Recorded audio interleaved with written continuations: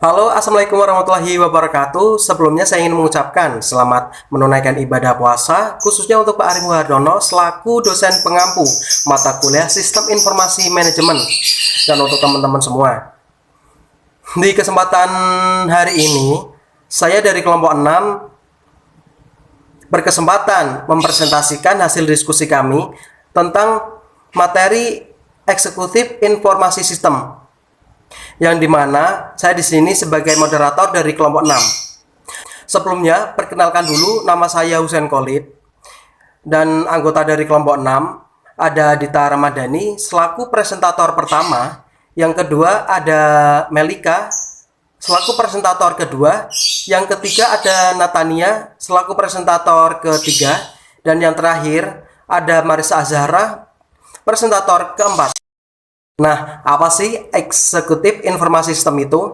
Yaitu sistem informasi yang menyediakan informasi bagi eksekutif mengenai kinerja suatu perusahaan, yang dimana informasi tersebut sangat mudah didapatkan dalam berbagai rincian dalam tingkatan tertentu.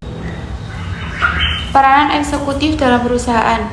Seorang eksekutif adalah seorang yang diangkat atau ditunjuk untuk menduduki jabatan kepemimpinan tertentu di dalam organisasi, mempunyai hak dan wewenang untuk menggerakkan sekelompok orang lain atau bawahan. Adapun tugas-tugas yang dilakukan oleh seorang eksekutif sehari-hari adalah memberikan visi, membuat keputusan, mendiagnosa dan memecahkan masalah, melakukan negosiasi, dan menyadarkan dan meyakinkan bawahan. Karakteristik ACE ada 6. 1. Hanya digunakan oleh seorang eksekutif, jadi tidak mungkin karyawan biasa menggunakan sistem ini. 2. Menampilkan sebuah informasi rugi atau labanya perusahaan dan daftar yang rinci.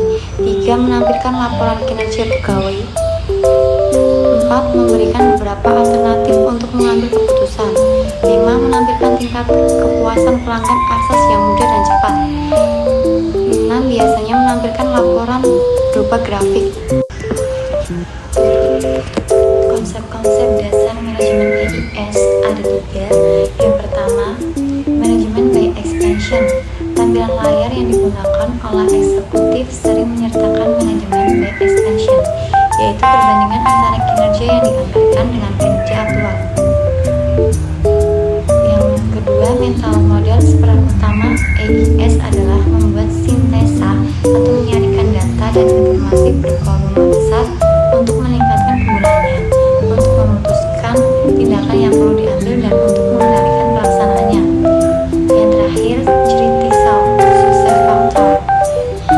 CVS merupakan hasil analisis manajemen terhadap tujuan tertentu yang diajukan dalam bentuk penetapan elemen kritis dalam jumlah yang tidak banyak, umum antara 5 dan 8, agar tujuan tersebut dapat dicapai secara efektif.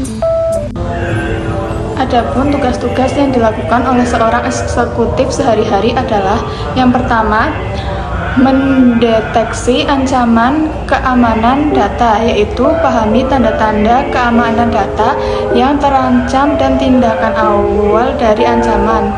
Yang kedua, tidak berbagi hasil keamanan data. Jangan memberitahu siapapun data rahasia Anda, termasuk kita sendiri. Yang ketiga, manajemen password, yaitu guna manajer kata sandi untuk membuat dan mengatur kata sandi yang kuat. Jenis-jenis ancaman keamanan data ada phishing malware, serangan man in the middle, serangan denial of service, dan distribusi denial of service. Ada serangan butterflies, serangan interjection, serangan zero day, serangan sosial, engineering, serangan fisik, dan serangan inner threat.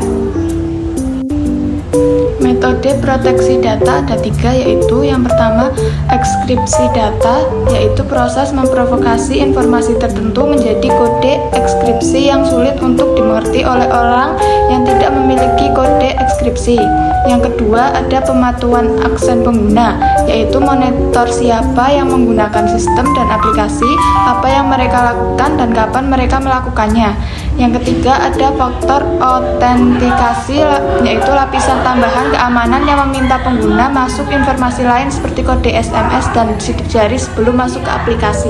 Manajemen kata sandi ada 2, yaitu yang pertama kriteria kata sandi yang kuat.